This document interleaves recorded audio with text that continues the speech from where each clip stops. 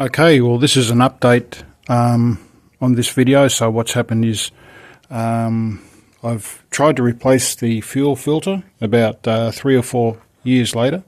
I'd say maybe 3 years. I replace it every year, but this car's been in storage and it's a bit complicated. Okay, so I assembled it, I replaced it, I started it up and I had a leak at the bottom of the fuel filter here. So this time, this is a rubber gasket. I'm going to push that into place and I'm going to use that. I didn't have Teflon on the bottom thread, so that's there. So the Teflon is now in place there. On the top, I've got the fuel pressure gauge, and I've got Teflon on that.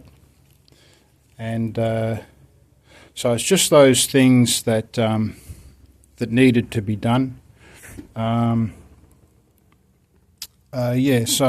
with the fuel pressure gauge, you use a spanner to wind it on. You've got the nut underneath the fuel gauge.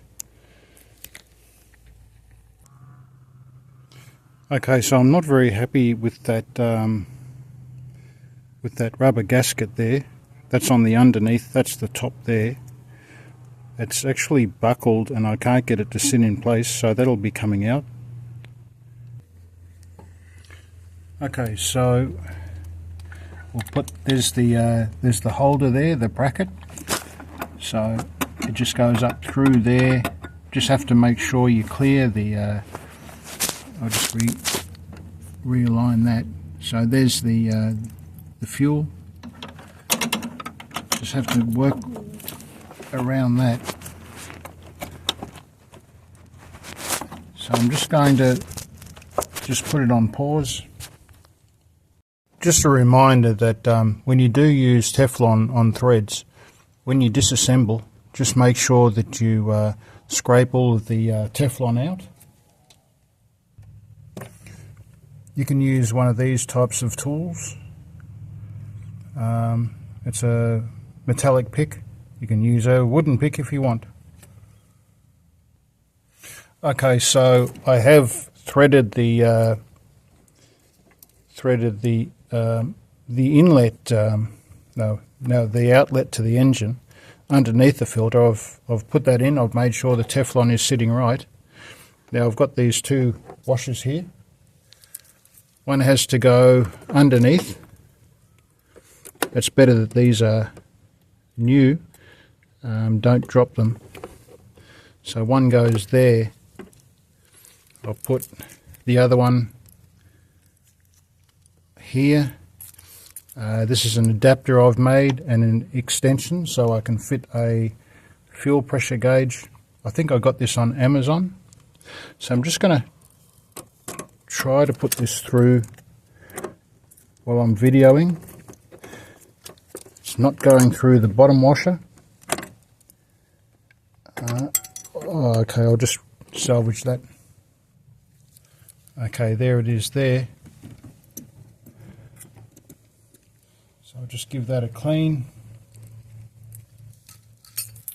and try to situate that underneath. It's not easy. In fact, I can just lift this up, put it on, set it back down, and just double check it's on there, and it is, and I'll just thread that on.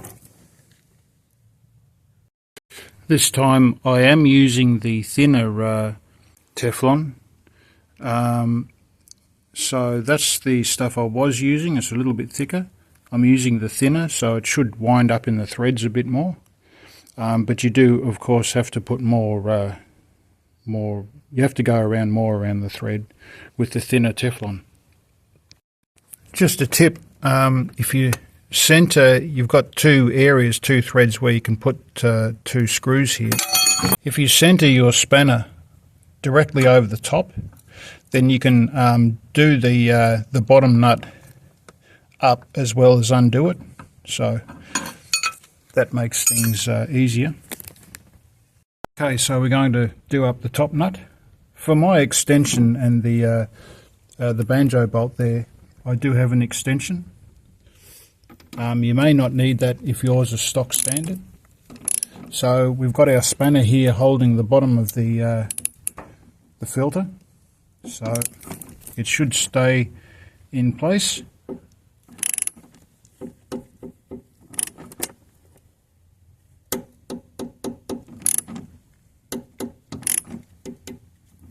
See how that goes. Okay, well, unfortunately my banjo bolt adapter has snapped at the hole there where the fuel goes through, so I'll be waiting for another one of them. I'll order one and then I'll go on with it then. Okay, well, fortunately I was able to relocate these adapters, so that's it there, that's the information.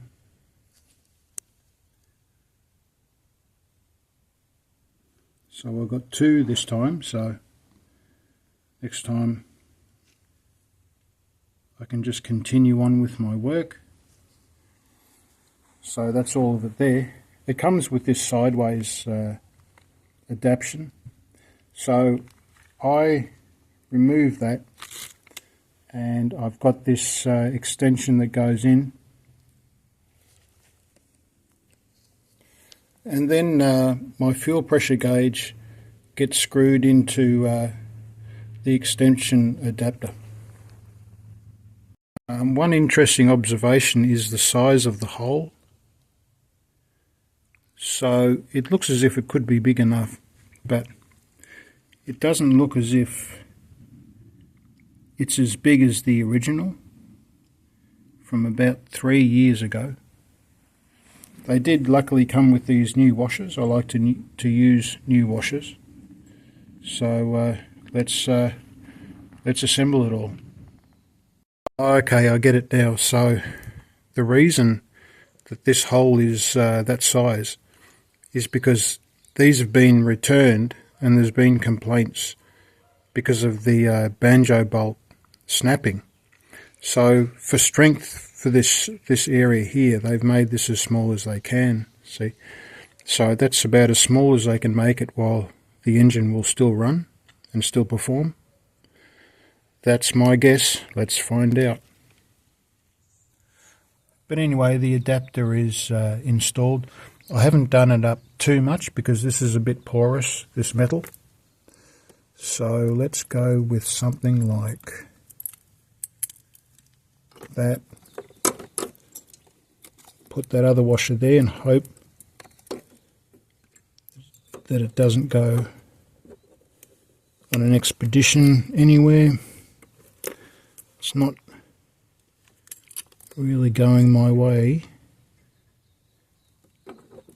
Okay, that's a bit more confidence inspiring. Okay.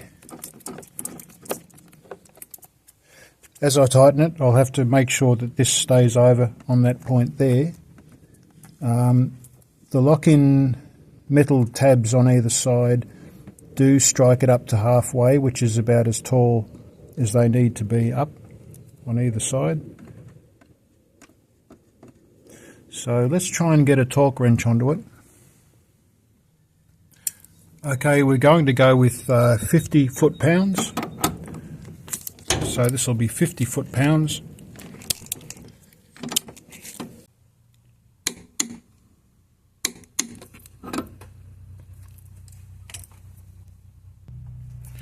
I did get an extra bit of a turn out of it after it resting for a bit. I'll try it again. Okay, that seems to have settled on 50 foot-pounds, which should be enough.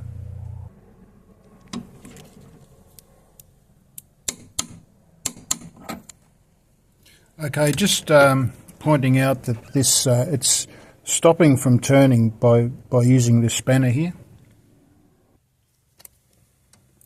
Okay, I've got Teflon on the on the thread of the fuel pressure gauge, and of course we're assuming that all of these threads are correct and that I've ordered the right one. I'm pretty sure I have ordered the right one. So once it gets to about with that pressure there, Teflon is now entering the thread to seal it, and I'm going to use a 11mm open end spanner to turn it in.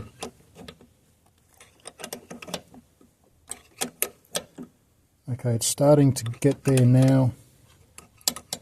Don't want to put too much pressure on it, so I think I'm just going to turn it to that point there. I don't think it needs any more, so that should do. I'd just like to point out also that my battery is covered, and also the negative is disconnected. I may have pointed that out previously in the video. I can't remember because this is 2 or 3 weeks later. Okay, well I have to reassemble to start the motor, to just to do a visual test as to whether fuel's leaking. So I'll reassemble and start it up, and then we'll know. So now with the engine running for about 10-15 minutes, we can see there's no leaks. So there's no leaks from there, and underneath the car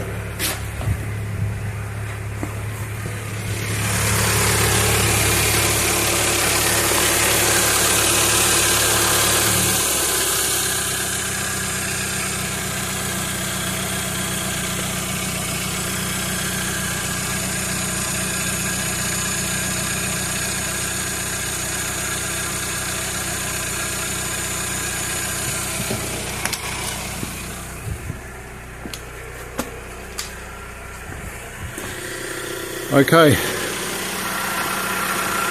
so thanks for watching.